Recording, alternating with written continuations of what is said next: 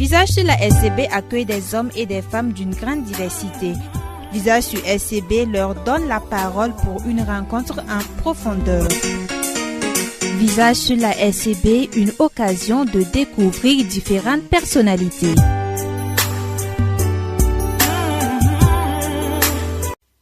Fidèles auditrices et auditeurs du réseau des radios catholiques du Burkina, vous êtes au nombre des bienheureux du jour pour avoir choisi cette fréquence.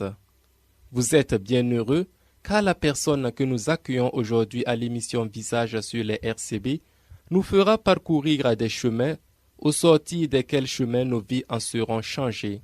Alors, installons-nous confortablement avec ce joyau musical du père Fabrizio Colombo, son titre « Look into my eyes ».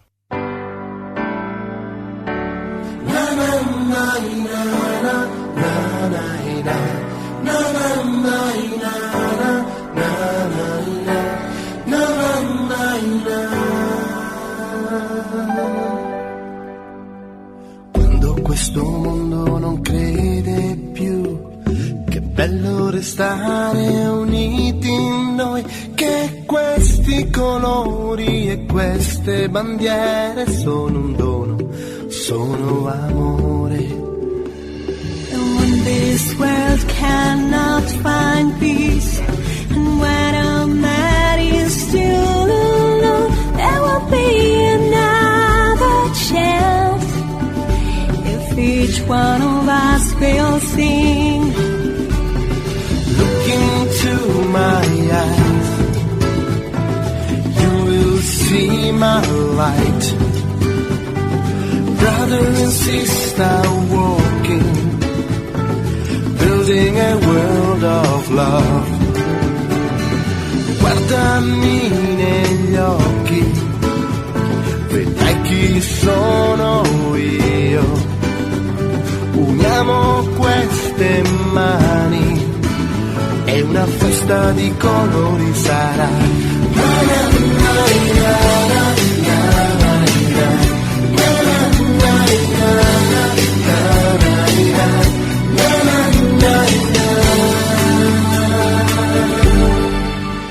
D'entrée de jeu, d'où vient Monseigneur Janvier Marie Gustavia Myogo? Je viens de Koudougou. Je suis né à Koudougou et j'ai grandi à Koudougou. J'ai été baptisé à la cathédrale de Koudougou 11 jours après ma naissance et j'ai cheminé comme tous les enfants et il paraît que depuis tout petit, comme il y avait le salut au Saint-Sacrement tous les dimanches soirs, il y avait la messe, j'allais à la messe avec mes parents et de ce qu'on raconte, j'ai toujours désiré être prêtre, tout petit. Et ça s'est concrétisé après, par la volonté de Dieu. Qu'est-ce qui meublait votre enfance? Je suis premier fils d'une famille qu'on peut dire nombreuse. Donc, en fait, j'ai pas eu une enfance où je me suis amusé. C'est vrai, à partir de l'âge de 5 ans, j'étais à la maternelle.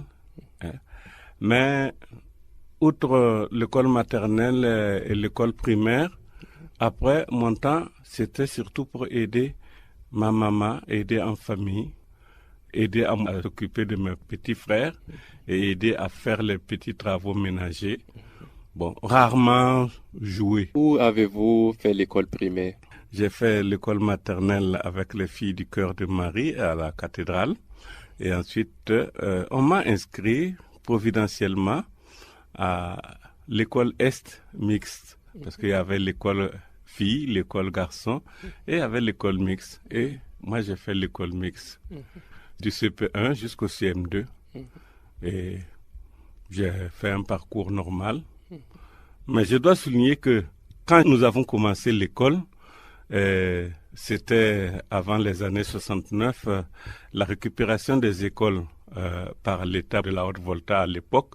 On avait la catéchèse et la prière tous les matins à l'école primaire. Parce que ces écoles-là, qui ont été rétrocédées d'ailleurs à l'église, parce que c'était des écoles qui appartenaient encore à l'église catholique. Pourquoi dites-vous que vous avez été inscrit providentiellement dans cette école? Parce que nous sommes 9 garçons et c'est la Benjamine qui est née après, il y a 23 ans entre moi et elle. Donc, si je n'avais pas été dans une école mixte, en fait, après coup, je dis providentiellement parce que ça m'a permis, cette école mixte-là, de me frotter justement aux filles de mon âge. Hein. Autrement, je serais resté dans une ambiance beaucoup plus, je vais dire, masculine. Mais est-ce que vous étiez un garçon timide, turbulent? Non, je peux me définir comme un garçon très timide,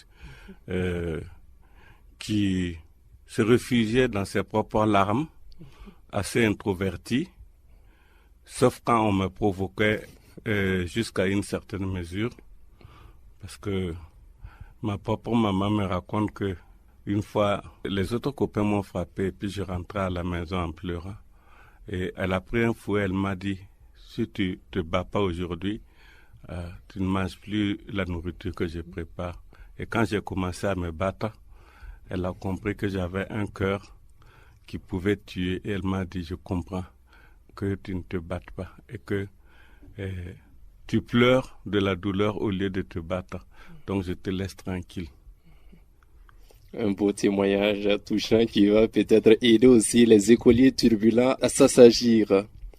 Étiez-vous engagé au sein de l'Église dans un mouvement particulier? Ah oui, tout petit, on allait à la messe et je me suis engagé très tôt dans les CVAV. Ouais. À cœur vaillant, rien d'impossible.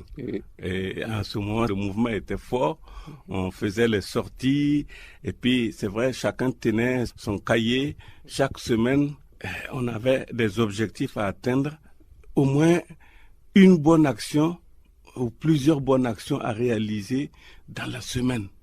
Et partager un groupe de CVAV quand on fait la réunion de dimanche et on fait les animations. Et dans les bonnes actions, vraiment c'est un engagement social dès l'enfance pour faire quelque chose pour la société. Quel était le processus qui a abouti à votre entrée au petit séminaire? Alors, j'aime dire que tout est providentiel dans ma vie parce que je m'étais inscrit dans le groupe de Vocandi, mais je n'ai pas fréquenté tellement le groupe de Vocandi. Et c'est la veille du concours du séminaire qu'un père blanc qui était stagiaire dans la paroisse Saint-Joseph-Mukasa, parce que grandissant, il y a eu la séparation des paroisses et puis je faisais partie maintenant de la paroisse Saint-Joseph-Mukasa. Et comme il connaissait le groupe de CVAV, j'étais aussi servant d'hôtel, comme on dit. Et tous les matins, j'allais pour servir la messe fidèlement, qu'il pleuve ou qu'il neige. Et la veille, il dit, mais où je vais le trouver? Et il rentre dans le quartier avec sa mobilette et c'était une période où on était en vacances. Il trouve un autre jeune, on a fait le séminaire ensemble, mais qui maintenant, lui, il est marié et puis il est laïque engagé. C'est Philippe Zungrana. Et il a pris, Philippe Zungrana, c'est le père Georges-Jacques, il a pris derrière sa mobilette et ils ont cherché à connaître ma maison. Ils sont venus, ils ont annoncé que il faut qu'il se prépare, le concours du petit séminaire, c'est le lendemain. Moi, j'étais parti en brousse parce que j'étais la maman à chercher du bois. Donc, quand je suis rentré le soir, on m'a dit, c'est comme ça, il faut que tu te prépares. Et c'est ainsi que, voilà, je suis allé passer le concours d'entrée au petit séminaire de manière, j'allais dire, providentielle. Et, j'ai attendu et j'étais admis. De votre temps, fallait être fils de catéchiste pour entrer au petit séminaire ou bien pas forcément? Non. L'équipe de notre paroisse, nous avons été 3 reçus au petit séminaire. Et les 3, moi j'étais fils de menuisier. L'un était fils d'infirmier et l'autre était fils de cuisinier. Et de ma classe de l'école primaire S-Mix, en fait, on était aussi 3, dont 2 de la cathédrale. Lui, son papa était cheminot, mais il y avait un dont le père était catéchiste, le seul. Sinon, le séminaire, il y avait, dans notre promotion, on était 31 en 7e, et de toute origine. Des enfants de fonctionnaires, de milieux, j'allais dire, aisés, et des enfants plutôt pauvres, de milieux pratiquement difficile. Ok.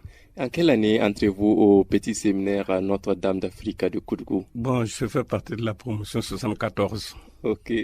Pour la 7e. Voilà, je suis parti du petit séminaire en 79. Quand vous êtes entré en 7e, quelle était l'ambiance dans ce séminaire? C'était la sagesse. C'est vrai, on prie, on apprend à chanter. La vie est vraiment réglée par la cloche, le son de la cloche qui vous rappelle les différents horaires. Et c'est toute une discipline. Hein.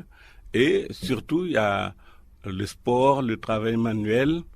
Vraiment, on peut dire que tout était bien réglé. Et le bon esprit.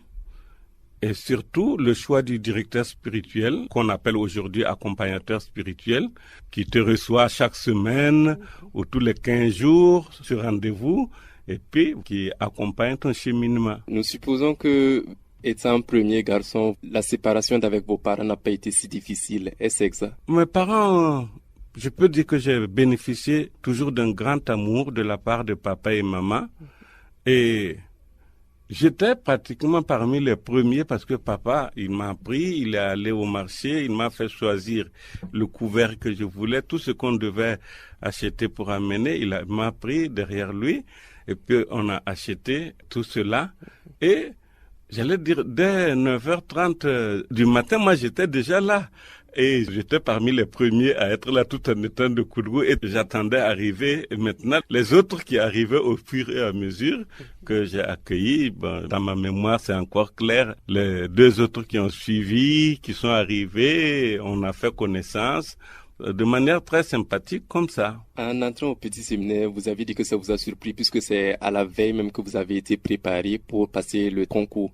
Pourquoi alliez-vous au séminaire? C'est un peu mystérieux parce que je n'ai jamais eu le désir d'être autre chose. Depuis tout petit, j'allais à la messe et à l'abbé Paul-Marie qui était frère à l'époque et qui était là. Et j'ai vu sa belle soutane, j'ai dit je veux être comme lui. Et j'ai toujours dit je veux être prêtre. Et c'est tout. Et c'est vrai, mon engagement familial, et je sais que là où ça a été dur, c'est que le directeur de l'école que je fréquentais, quand il a vu que j'étais admis au séminaire, il voulait pas parce que j'étais admis aussi à l'entrée en 6e. Du coup, simplement, il disait non, tu es un garçon trop intelligent pour être prêtre, c'est du gâchis. Mais moi, ça ne me disait rien parce que c'est ce que je voulais. Et je peux dire que j'ai vécu la vie du petit séminaire, bon, avec parfois les bêtises qu'on peut faire, hein, mais de manière joyeuse et heureuse. Vous rappelez-vous du supérieur du petit séminaire en ce temps? Oui. Il s'appelait? C'est le père Todd O'Donnell.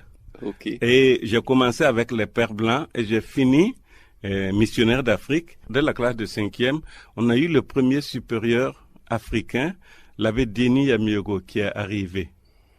Et c'est vrai, j'avais un groupe d'amis, nous étions un peu turbulents et j'ai dû être averti parce que nous on vivait très librement. Et en classe de 5e, à Pâques, on a renvoyé tous les autres du groupe et j'étais le seul à être resté. Je n'ai pas compris, mais on a averti mon papa, on lui a dit. Et j'ai considéré que c'était aussi une grâce de Dieu.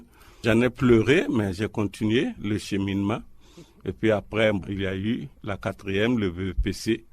Et j'avais demandé à continuer à l'interséminaire. Après le BPC, que vous êtes allé à l'interséminaire. Mais nous allons rester au petit séminaire toujours de Koudgou. Quelle anecdote avez-vous à nous raconter? Anecdote, je ne dirais pas. En fait, j'aimais déjà beaucoup le théâtre. Donc les nuits culturelles, malgré toutes les précautions qu'on prenait, je m'arrangeais pour faire le mur et puis aller à toutes les nuits culturelles. Mais c'est quelque chose qui était très fort en moi. Et la chose qui m'a vraiment conforté, c'est la lecture de la vie des saints. Dès la 7e, la 6e, notre professeur de français, qui était une religieuse des Sœurs de Saint-Gildas-des-Bois, elle nous lisait chaque après-midi la vie des saints et des premiers martyrs romains, parmi lesquels il y avait des petits-enfants comme nous. Alors, elle faisait une lecture tellement émotionnante que en l'écoutant lire le témoignage et la persécution des premiers chrétiens là, nous en pleurions, mais cela a nourri la foi du petit garçon que j'étais et la force de témoigner dans l'adversité. Après le BPC, vous êtes envoyé à l'interséminaire. Pourquoi l'interséminaire? Non, l'interséminaire à l'époque c'était interséminaire parce que en 79 quand j'y suis entré, nous venions des séminaires de Nassau, de Pabré, de Tionqui. Je pense que c'est tout ce qu'il y avait comme séminaire à l'époque. Et on se retrouvait tous les Burkinabés, ce qui fait qu'il y avait un brassage et il y avait la série A et la série D et on faisait une très bonne équipe. Ceux qui connaissent, c'est maintenant le grand séminaire Saint-Pierre-Saint-Paul à Kosorin. Beaucoup de choses ont changé, mais la chapelle reste la même. On avait le terrain omnisport. Et surtout là, je me suis beaucoup éclaté avec le sport parce que tous les matins, on faisait le sport. Et je me rappelle des compétitions. Moi, je me suis mis surtout au basket et au handball. On faisait les compétitions, même ici à Ouagadougou, avec l'IMJF, avec le PMK. Vraiment, on était fort et reconnu. C'est ça. De ce temps, comment se décrivait l'interséminaire? On avait des prêtres qui nous encadraient. Des pères blancs toujours? Ou non, il y avait seulement un seul père blanc à l'inter, c'est le père Jacquet qui a construit le planétarium qui y est toujours. Sinon, tous les autres, c'était des prêtres provenant de divers diocèses et qui nous encadraient, lecteurs spirituels et aussi professeurs. Et on avait beaucoup de professeurs laïcs qui venaient de Ouagadougou pour nous donner les cours. Bon, à l'époque, d'entre le barrage et puis l'interséminaire, il n'y avait pas d'habitation pratiquement, hein. C'était encore la brousse. On sortait, on pouvait entendre les perdrix ou chasser des perdrix à tout autour. Wow. Un événement va se produire durant votre séjour à l'interséminaire. Racontez-nous cet événement. Je ne veux pas raconter parce que c'est d'autres voix plus autorisées raconteraient parce que j'étais parmi les acteurs principaux. Alors, si je raconte, mais je vais dire ma version quand même parce que en réalité, nous avons dans la jeunesse, nous avons commis aussi nos erreurs. C'est vrai. Dès notre seconde d'ailleurs, on est allé faire la retraite à Koubri. Et puis, bon, certains d'entre nous se permettaient le soir de la retraite de sortir dans le village pour aller boire et tout ça. Alors, le supérieur à l'époque, l'abbé Simon Somda, nous avait dit, paix à son âme, hein. Ah, je vous prédis un horizon noir. C'est après coup que j'ai vu que, effectivement, c'était... Mais nous ne faisions pas du mal volontairement. Nous étions des jeunes qui vivaient la jeunesse de leur époque. Et c'est vrai qu'avec les professeurs, parfois, ça n'allait pas très bien. Et l'ambiance s'est un peu détériorée jusqu'à un événement simple qui, en fait, a été la goutte d'eau qui a fait déborder le vase parce que un soir, on a constaté l'absence d'un certain nombre au salut au Saint-Sacrement et s'en suivait des sanctions. Les professeurs ont décidé de renvoyer une semaine chez eux ceux qui n'étaient pas au salut au Saint-Sacrement. Et du coup, nous on a dit non, bon, on va pas laisser faire ça parce que de toute façon, vous les professeurs, parce que bon, la jeunesse, hein, parfois pendant que nous faisons le salut au Saint-Sacrement, vous êtes en train de causer aussi chez vous et puis d'ailleurs vous nous gênez pendant que nous, bon, donc c'est pas suffisant pour leur faire perdre une semaine de cours. La sanction était injuste pour nous et du jour au lendemain, il n'y a pas eu de dialogue entre nous et les professeurs et on a commencé une grève. Le premier jour d'ailleurs, même les sœurs qui faisaient la cuisine, les filles qui nous faisaient la cuisine, tout le monde s'est mis à pleurer parce que on a tenu une assemblée générale où on a oublié d'aller manger. Et puis de là, quand on a renvoyé les autres, nous on a décidé spontanément de ne pas aller au cours. Et une action petit à petit s'est structurée, une opposition entre les professeurs et les élèves. Et ça s'est résolu avec le renvoi de tout l'interséminaire à l'époque. Et puis, on a décidé la fermeture de l'interséminaire. C'est dommage, mais j'étais parmi les meneurs. Combien de temps a duré ce bras de fer entre les séminaristes et les formateurs? Je ne me rappelle plus très bien, mais une semaine environ. Une fois que vous avez été renvoyé, où êtes-vous allé? Moi, j'en avais marre parce que, en fait, l'épisode, moi j'avais soif de justice et de vérité. Mon analyse de la situation était un peu dure. Et c'était pas seulement les professeurs que j'incriminais. Nous aussi, nous avions notre part de responsabilité, même de manque de co-responsabilité entre nous. Donc, l'évêque de Koudgou, qui était à l'époque Monseigneur Antim Bayala, nous a offert de nous recueillir à Koudgou pour nous permettre, parce qu'on devait passer le bac. Mais moi, j'ai décidé, non, je me débrouille et je suis resté chez un de mes oncles en famille et j'ai continué ma formation tout seul avec les livres que j'avais et puis tout en sortant tous les soirs, en récitant mon rosaire, en continuant ma vie spirituelle jusqu'au bac. C'était en quel trimestre que ces événements se sont produits? C'était le dernier trimestre de l'année 82. Ces événements n'ont pas eu raison de votre détermination à toujours bien étudier, puisque au cours de l'année 1922, vous obtenez le baccalauréat. Après ce succès, que décidez-vous de faire? J'avais déjà décidé d'aller au séminaire.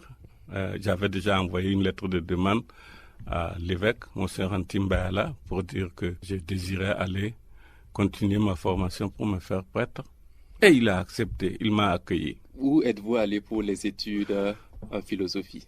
C'était le grand séminaire Saint-Jean de Wayalagé, pratiquement qui était flambant neuf à l'époque. J'ai passé les 2 années jusqu'à la prise de soutane. Combien de temps faisiez-vous pour la philosophie? C'était 2 ans. Et puis la prise de soutane, et on allait à Koumi. À l'époque, c'était ainsi. Vous étiez combien à faire l'admission et la prise de soutane à la Koumi? Je ne saurais plus dire exactement si on était 27 ou 24, non, je ne sais plus. Ma mémoire flanche pour ça. Les 31 du petit séminaire, ça, je suis bien clair là-dessus, mais après...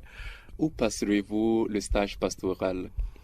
J'ai fait mon stage pastoral dans la paroisse Saint-Jean de Fara, qui était une paroisse, la dernière née du diocèse, où, bon, il n'y avait pas encore l'église et tout. Il y avait un grand hangar où on célébrait la messe. Ça s'est très bien passé. J'ai retrouvé comme curé de stage mon ancien supérieur du petit séminaire, l'abbé Denis Amiogo, qui m'a bien initié, et puis un autre prêtre, l'abbé Edouard Sawargo, vraiment qui m'ont bien accueilli. Et vraiment, j'étais très content de mon stage. J'ai fait un rapport, bon, après le stage, et j'ai été accueilli de nouveau au grand séminaire. Le 9 juillet 1929, vous êtes ordonné prêtre par Monseigneur Basile Tapsova. Quelles émotions avez-vous ressenties à cet instant précis? Avant l'ordination, je dois vous raconter une chose que beaucoup de gens ne savent pas de ma propre histoire.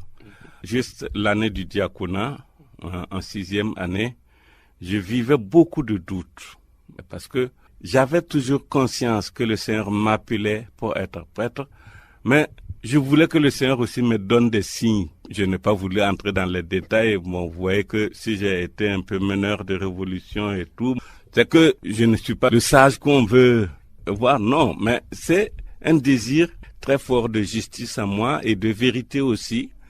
Et dans ma prière, j'ai demandé au Seigneur, je ne veux pas être un prêtre indigne. Si ce n'est pas ça, bon, démontrez-le-moi. Et j'ai toujours dit, avec les supérieurs, avec moi, il n'y avait jamais de problème parce que pour moi, il fallait être franc, ouvert. J'ai dit, si ce n'est pas mon chemin, dites-le moi. Je ne tiens pas outre mesure. En fait, c'est comme si je voulais même m'échapper.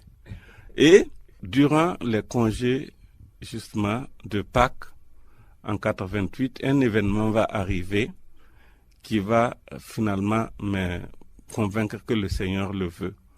J'avais déjà fait ma demande pour être diacre, mais j'étais dans le doute et j'ai eu un accident terrible. C'était en avril 88 où j'ai fait un trauma crânien et j'ai 30 jours de mon histoire, en fait, qui ne sont pas dans ma mémoire.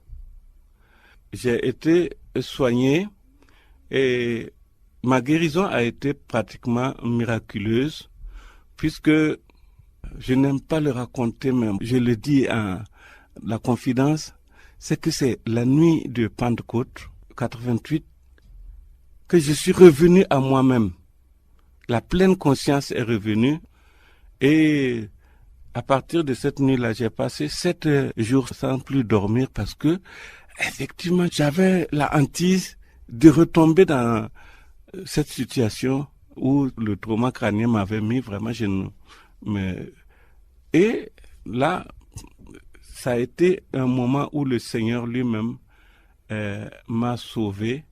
J'allais dire, c'est par une thérapie, j'allais dire de choc.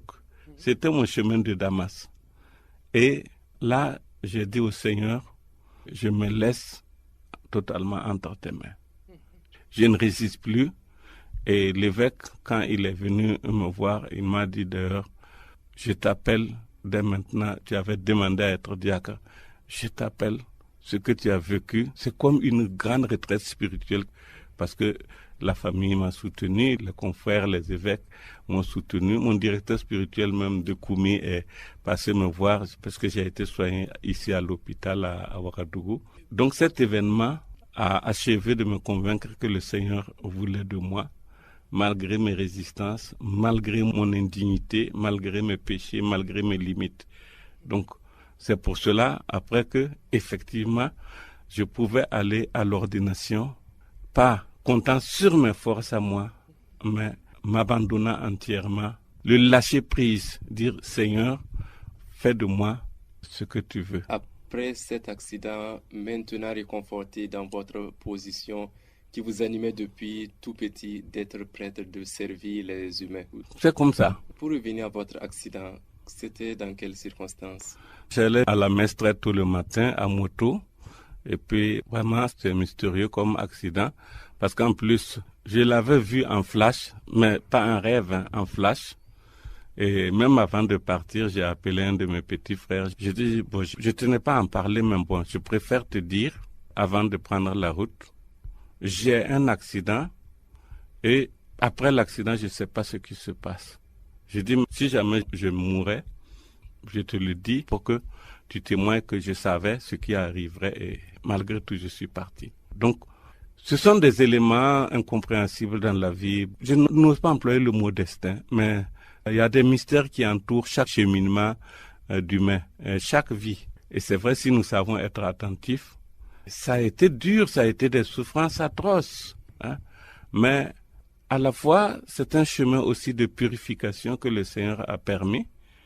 Ça a été peut-être mon imprudence de ne m'être pas suffisamment reposé, de prendre la route dans ces circonstances. Mais tout cela, le Seigneur l'a utilisé pour me guérir de moi-même et pour me réorienter dans la confiance en son saint nom. Dès août 1989, vous êtes affecté dans la paroisse de Fara où vous faites vos premiers pas en tant que prêtre. Racontez-nous vos premiers pas en tant que prêtre. En fait, comme j'avais fait mon stage pastoral dans cette paroisse, j'ai été accueilli avec joie. Parce que je dois dire que quand on se donne dans la mission, il y a une joie, j'allais dire naturelle, et un dynamisme qui est là. Et c'était une communauté, j'allais dire jeune communauté. Pendant le stage déjà, je voyais qu'il y avait le projet de construire un presbytère, la nouvelle église et tout ça.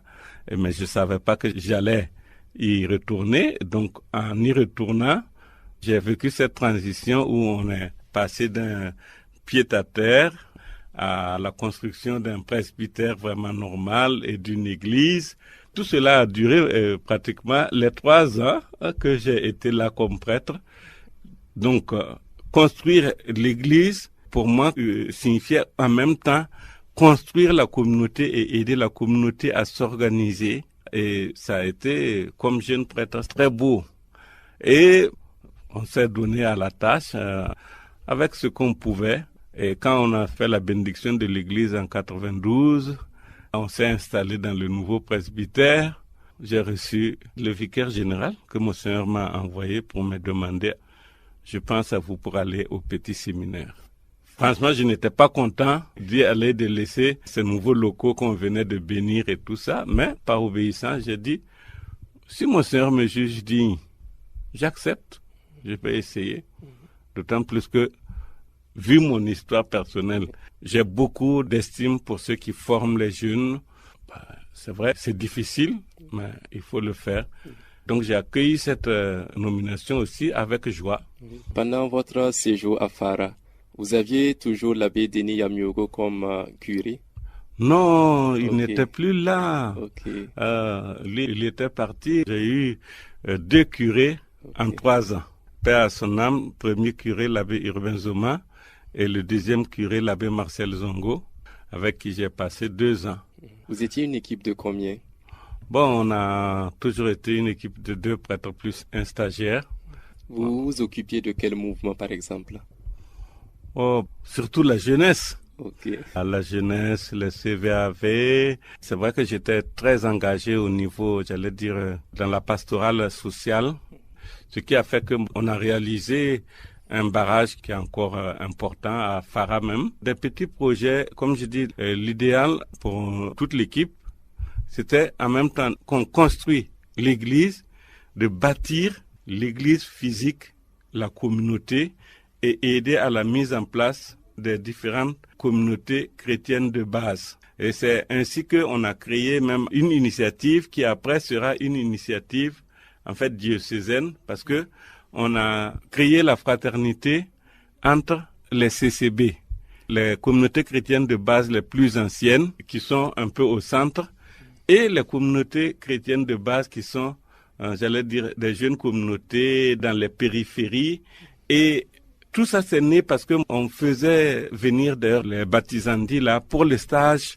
On est en carême, hein. Oui. Mais là, par exemple, à l'époque, on suivait vraiment toute la procédure pour l'appel et l'élection des candidats au baptême, au premier dimanche de carême, et puis toute la ritualité. Et on faisait venir ceux qui venaient des lieux plus éloignés et ils logeaient dans les familles des communautés chrétiennes, des chrétiens, sur Fara, dans la ville, si on peut appeler Faraville. Moi, c'est un gros village, mais c'est une ville. Et ils venaient tous les matins faire la catéchèse, la préparation ultime au baptême. Et toute la communauté, en fait, accompagnait les baptisandis vers ce baptême de la nuit pascale autour du feu, du grand feu sur la place. Ouais, j'en reparle comme si c'était hier. Oui. Ah oui. Mais pareil, était une grande paroisse. En superficie, oui, même au point de vue du nombre de chrétiens. Vous voyez, par exemple, aujourd'hui, Silly est une paroisse. Donc, en fait, c'est la paroisse qui est aux confins entre le diocèse de Koudrou, diocèse de Diebougou, diocèse de Dédougou maintenant, qui était à l'époque diocèse de Nouna Dédougou. Donc, en fait, à la province des 2 Balais et la province de la Sicile, on faisait frontière avec Boromo, Niebo, hein, et de l'autre côté, avec la paroisse de Léo. C'était très grand comme superficie et il y avait des communautés partout. Hein. Et quand on allait, par exemple, à moto, on se déplace, on va dans une communauté qui a 50 ou à 60 kilomètres déjà du siège de la paroisse. Bon, on reste là, on dort 2-3 jours chez le catéchiste et puis on célèbre pour la communauté, on fait la catéchèse avec la communauté, voilà. En 1992, prend fin votre séjour à Fara et commence une nouvelle mission. Nous allons maintenant nous attarder sur cette mission que vous confie votre évêque. Parlez-nous de cette mission. Je l'ai déjà dit, moi j'ai été séminariste, donc voilà, c'est revenir quelques années plus tard comme, je vais le dire, accompagnateur spirituel. Bon, c'est à la fois très très beau et on m'a choisi immédiatement pour enseigner le français, le latin et l'histoire-géographie.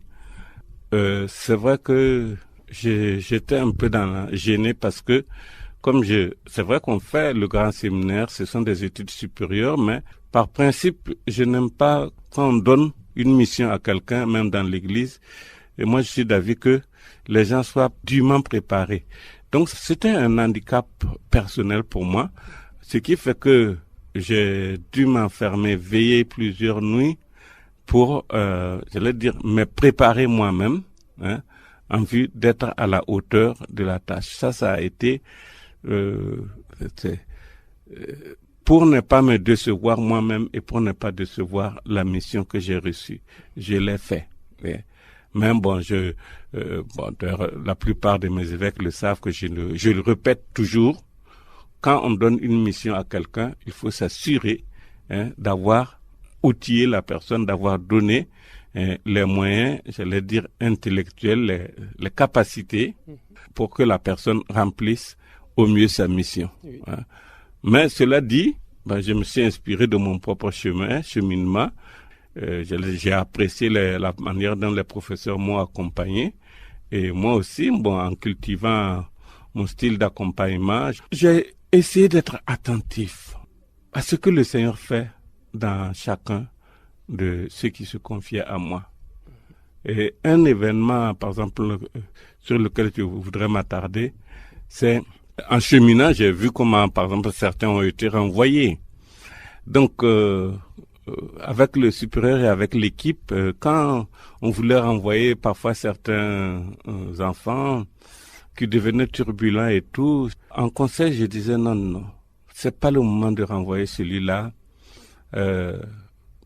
Laissez-moi lui parler et puis, on verra. Si la personne ne change pas, vous pourrez la renvoyer autrement. Et au bout d'un certain temps, l'équipe riait de moi en disant que j'étais l'homme des choses impossibles. L'avocat de cause perdue. Oui, parce que en fait, plusieurs de ces jeunes qui avaient, j'allais dire, un comportement difficile, qui était déséquilibré, ce qu'on voulait renvoyer. Quand je les rencontrais, je les renvoyais devant le Saint-Sacrement, prier, un cœur à cœur. Et pour la plupart, j'allais dire 100%, où la personne s'est convertie et s'est reprise, où la personne, après un discernement, a dit « ce n'est pas ma place » et on l'a aidé à trouver une place dans un collège en la réconciliant aussi avec sa famille. Parce que cet aspect est venu naturellement à moi, parce que j'ai senti que parfois un enfant, même au séminaire, il devient turbulent, mais parfois ce sont les problèmes en famille.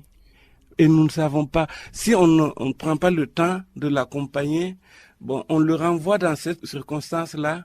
En fait, on en fait une victime, ça devient encore désastreux pour la société. Et c'est ce qui m'a amené encore à cultiver beaucoup plus de délicatesse. On dit, voilà, la miséricorde, être attentif, parce qu'il y a beaucoup de blessés autour de nous. Et faire attention à ces blessés-là et les aider à se rendre compte de leurs blessures, ça permet ensuite de reprendre de l'énergie, du dynamisme et de repartir. Mais vous n'étiez pas qu'au petit séminaire, vous étiez aussi au collège Mukasa. Oui, au collège Mukasa, j'enseignais aussi en classe de 3e, le français et l'histoire géo. Ouais. Et comment s'est passé au séminaire et à Mukasa votre devoir d'enseignant? Je peux dire que je l'ai accueilli, c'est un don de Dieu. Ma devise sacerdotale, entre parenthèses, c'est la parole de Jésus à la Samaritaine. Quand tu lui demandes, femme, donne à moi à boire, et puis la femme répond, Jésus lui dit, si tu savais le don de Dieu, et quel est celui qui te dit, femme, donne-moi à boire, c'est toi qui lui aurais demandé de l'eau, et il t'aurait donné de l'eau vive. Et justement, c'est à chaque situation, même si je parle de la nécessité d'avoir des compétences, de se former pour être à la hauteur, il y a aussi la grâce de Dieu qui est donnée à ce moment-là. Je me rappelle certains moments, parce que le professeur, l'enseignant, il est aussi limité. C'est un homme avec ses qualités, ses défauts, comme les autres. Il faut l'accepter. Dans la relation avec les élèves, comme je disais tantôt, parfois les élèves les plus turbulents et les plus difficiles, si on y regarde de près, ce sont des élèves qui ont des problèmes sociaux, des problèmes dans leur propre famille. Ce sont des blessés de la vie. Ce chemin m'a permis en fait d'affiner ces différents éléments-là, si bien que, au lieu de sanctionner, par exemple, de favoriser des sanctions, moi je cultivais le regard plutôt miséricordieux, et je vais dire en priant pour la personne, avec beaucoup de compassion, pour ceux qui semblent dérailler, au lieu d'être méchants, de taper dessus, non, trouver la façon d'essayer de toucher le cœur de ces personnes-là. Je vois une fois, il y a un des jeunes qui m'a pratiquement insulté. Je lui ai dit, ça ne sert à rien que je te fasse sanctionner. J'ai dit, mais ce qui me fait mal, c'est que tu vois tes parents, hein, ils se sacrifient pour te payer ces études-là. Et toi, tu as ce comportement indigne d'eux devant le professeur que je suis. Moi, je t'apporte ce que je peux t'apporter, mais sans plus. Et ça, je me rappelle, ça a touché le jeune en question. Il ne l'a jamais oublié. Il est venu vous demander pardon après? Oui, c'est naturel. Oui. On peut dire aussi que c'est forcément dû à votre parcours aussi au petit séminaire en tant que séminariste qui vous a aidé à comprendre qu'il ne faut pas renvoyer pour renvoyer, qu'il faut plutôt tenter de les accompagner, de les écouter pour les aider aussi à résoudre leurs problèmes personnels. Oui, c'est comme ça. Votre mission comme Afara durera 3 ans dans ce petit séminaire. À l'issue de ces 3 ans, où êtes-vous envoyé? En fait, mon chemin est balisé d'accidents. À la 3e année, j'ai eu un grave accident encore de voiture. Et j'ai passé 11 jours à l'hôpital Yalagado ici avant d'être évacué à Paris. Parce qu'à l'époque, l'assurance permettait cette évacuation sanitaire. Sinon, je serais mort. Et après un mois de soins intensifs à l'hôpital Saint-Joseph à Paris, j'ai fait 1 mois aussi dans un centre de rééducation au Vézinin. Et puis, de là, en fait, comme mon temps de convalescence s'est rallongé parce que j'ai subi plusieurs interventions, ce temps, effectivement, de convalescence est devenu un temps d'études parce que je ne voulais pas rester là puisque j'avais bien ma tête. C'est le bras gauche qui était vraiment brisé. Je suis allé à Toulouse et je me suis inscrit en faculté de théologie pour meubler le temps de la convalescence parce que je pouvais le faire. Et ça a duré 1 année, cette convalescence-là, avec plusieurs consultations, les opérations. Et quand j'ai eu la dernière intervention pour enlever les broches, les fixateurs et tout ça, j'ai rendu compte à Monseigneur et l'évêque m'a dit, c'est pas la peine de rentrer, il faut te renseigner s'il y a une école de communication ou de journalisme. J'aimerais que tu te formes dans ce secteur-là avant de revenir. Et c'est ainsi que, tout en continuant les cours de théologie à l'Institut catholique de Toulouse, j'ai préparé le concours d'entrée à l'école de journalisme de Toulouse, auquel j'ai été admis. Et j'ai fait, en fait, parallèlement, la faculté de théologie de Toulouse et l'école de journalisme de Toulouse, qui est, en fait, au sein c'était une association multimédia, c'est une école privée, qui était logée dans les locaux de l'Institut catholique. Et c'est vrai que ça a été une situation assez complexe à gérer, mais comme je dis, Dieu donne toujours la force au moment nécessaire, parce que je n'avais pas de bourse d'études. Donc, il fallait pouvoir faire quelque chose. Et un de mes anciens professeurs, Père Blanc, qui était à Toulouse, à travers lequel d'ailleurs j'ai pu m'inscrire à la faculté de théologie, c'est le Père Dominique Arnaud, c'est pour dire que les gens que nous rencontrons nous aide, nous accompagne aussi. C'est parce que je lui ai parlé, il était de passage à Paris et quand j'y étais avec mes soins, j'ai dit mais je peux pas rester ici à manger et puis à m'ennuyer alors que je pourrais faire quelque chose. Et il m'a proposé, si tu veux, tu viens à Toulouse et puis on va voir ce qu'on peut faire. Bon, et de Toulouse, je repartais à l'hôpital Saint-Joseph pour mes rendez-vous avec les médecins, tout en continuant à faire la rééducation parce que je devais continuer la rééducation. Et ainsi de suite, lui, il m'a dit, pour que une première année, j'ai logé chez les Pères Blancs, ils m'ont accueilli. Et après, même sans bourse, c'était pas facile, mais ils m'ont accueilli. Et la 2e année, comme ça se précisait, il m'a dit, vous savez, vu tes capacités, tu peux soumissionner et puis on va te donner le cours religion et tradition africaine à l'ISTR, à l'Institut de sciences et théologie des religions. Et en ce moment, comme compensation, tu pourras être logé à l'Institut catholique. Et c'est ainsi que j'ai dû préparer le cours et les différents modules et soumissionner au directeur de l'ISTR et à l'Institut catholique, au doyen de la faculté aussi, et le recteur qui est encore en vie, Monseigneur André Duplex, tous, ils ont accepté. Donc, j'avais maintenant 3 casquettes. Voilà. Étudiant en théologie, enseignant à l'ISTR et étudiant à l'école de journalisme. Et pour la petite histoire, c'est l'ISTR qui assurait les modules de cours de religion en dialogue avec le monde à l'école de journalisme. Du coup, alors, les professeurs de l'école de journalisme me disent, tu peux pas être en même temps étudiant et puis professeur. Donc, ce module-là, tu ne peux pas venir le donner. J'ai vécu ce temps-là. Et en ce moment, j'animais des sessions, des conférences, et ça m'a permis de vraiment approfondir aussi la valeur de nos religions traditionnelles dans leur rencontre avec ce qu'on peut appeler la civilisation dite occidentale et vraiment la religion chrétienne. Vous faisiez aussi le service pastoral. Oui. Non, mais c'est quand Dieu te met dans une situation, il te donne les moyens.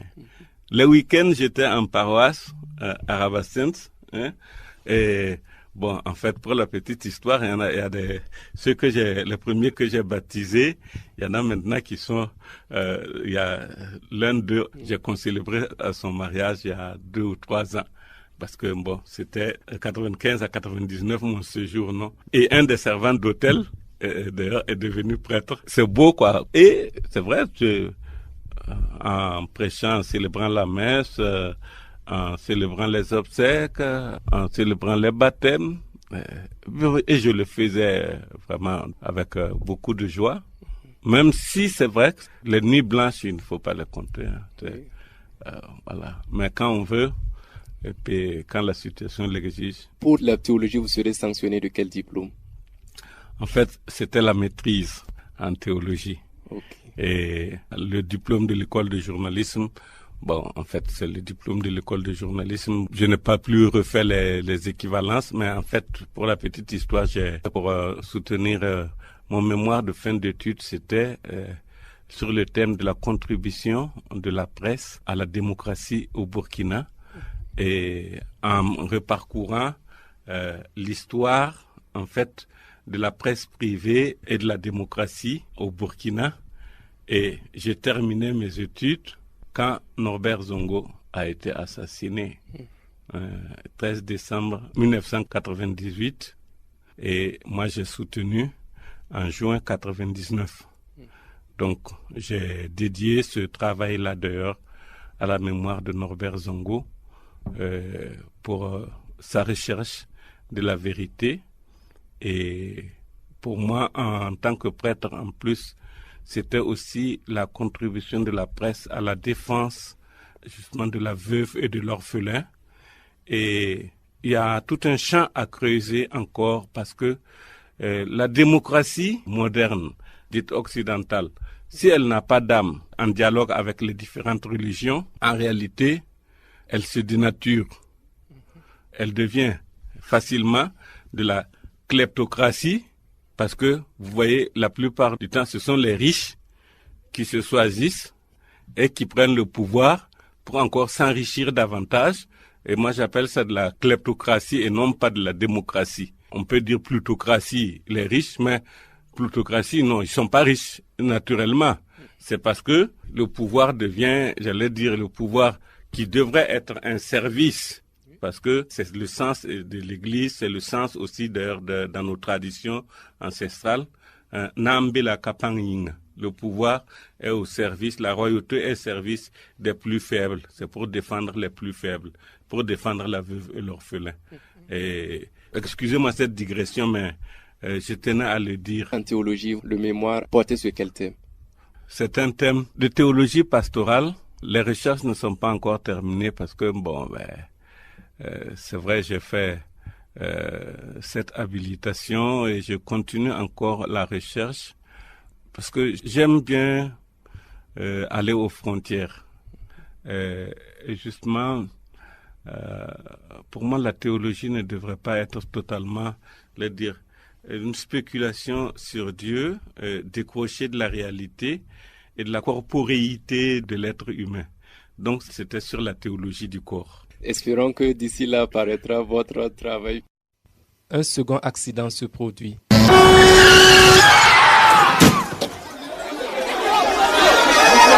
Si le premier, vous l'avez défini comme votre chemin de Damas, le deuxième, comment le définirez-vous?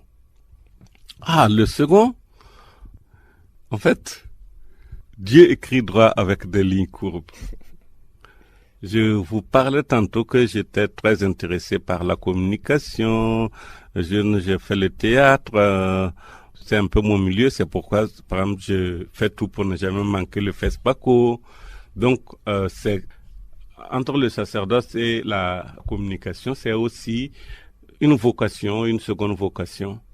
Et je pense que mon évêque n'avait pas encore réalisé que c'est quelque chose à faire. Et l'accident a été le déclencheur, puisque comme je racontais, après avoir fait la dernière intervention, mon évêque m'a proposé de faire ces études-là de communication ou de journalisme, ce qui m'a amené là où je suis aujourd'hui. Donc, vous voyez, Dieu écrit droit avec des lignes courbes. Et par exemple, c'est vrai, quand je dis souvent, durant les souffrances sur les lits d'hôpitaux, je ne pouvais pas imaginer que, passant de cet accident, c'est ma faute. Si j'ai eu cet accident, c'est parce que j'ai été imprudent que j'ai eu cet accident. C'est parce que j'ai pris des risques que j'ai eu cet accident. Et tu en souffres, tu en baves. Et tu ne réalises pas que derrière ce chemin, effectivement, Dieu est en train d'écrire une histoire jusqu'au jour où Dieu te fait voir que je voulais que tu arrives là et que tu fasses là. Et on se laisse conduire. C'est vrai que c'est un tel chemin, à la fois, ça paraît naïf de le dire, mais ça aide à cultiver aussi le lâcher-prise, tout en n'étant pas un irresponsable. Mais le lâcher-prise, ce n'est pas un manque de responsabilité. Ça veut dire que on se met à la disposition de Dieu et des autres et on accueille. Parce que, en fait, tout nous est donné. La vie, le mouvement, l'être, notre capacité de faire des efforts, notre capacité de veiller des nuits et des jours sur les autres, sur nous-mêmes, etc. Tout ça, en réalité, peut être considéré comme un don de Dieu. Amis du réseau des radios catholiques du Burkina, nous sommes parvenus au terme de la première partie de Visage sur les RCB avec Monseigneur Janvier-Marie Gustave Yamyogo. Au cours de cette partie, nous nous sommes entretenus sur son parcours depuis sa naissance à Koudgou jusqu'à ses fameux accidents. Nous voyons que c'est un homme vrai qui dit ce qu'il pense être juste, capable de prendre la défense du faible, même si cela peut lui en valoir de vives réprimandes. Voici ce qui vous sera proposé dans la seconde partie. En novembre 1999, où vous affecte Monseigneur Basile Tapsoba? Quand j'ai fini les études, je suis rentré et j'ai été nommé directeur diocésain de la communication. On dit mon pombo sondé est resté affamé pour chercher à faire le bien.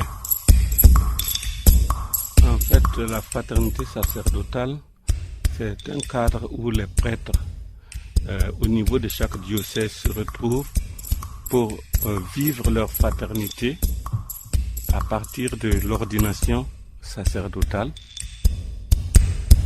Vivre le réseau, c'est travailler ensemble et ne jamais faire tout seul ce que je peux faire avec les autres.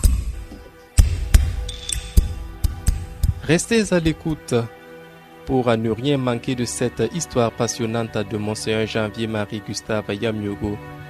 Nous nous quittons avec ce chant du Père Fabrizio Colombo, Resta ancora.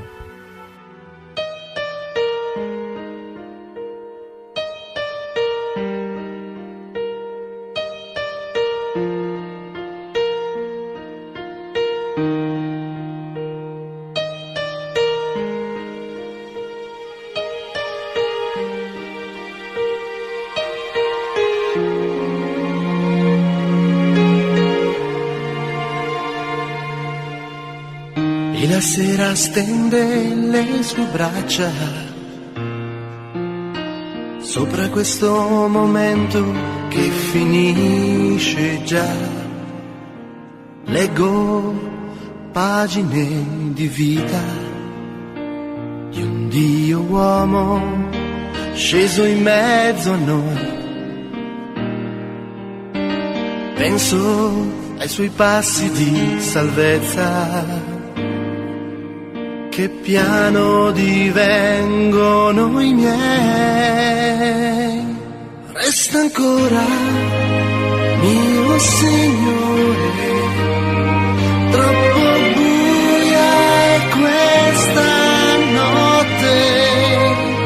La tua voce ci ha scaldato il cuore, le parole hanno coperto il dolore.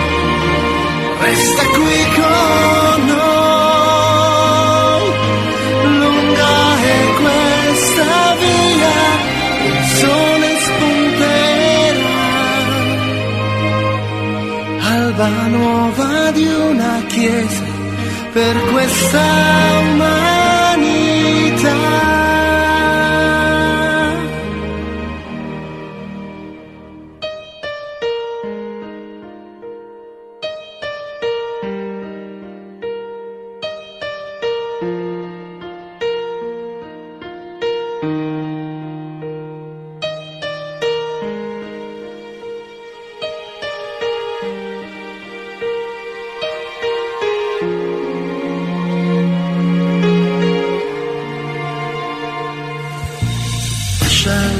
A casa e vieni dietro a me.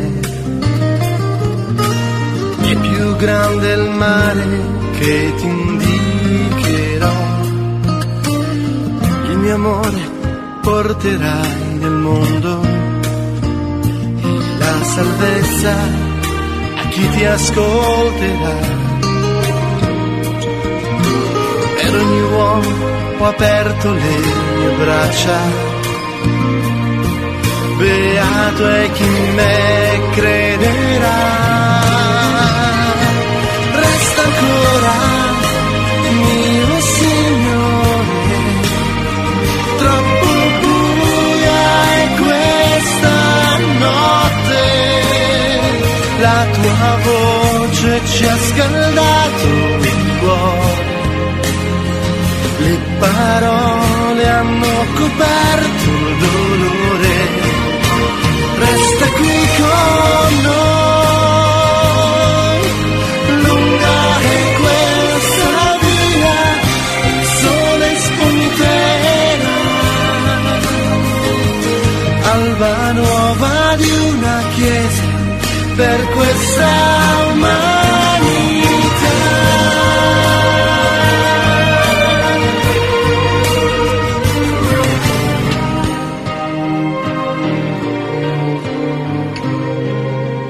La tua voce ci ha scaldato il cuore, le parole hanno coperto il dolore. Resta qui con noi, lunga è questa via, il sole spunterà, alba nuova di una chiesa per questa umanità.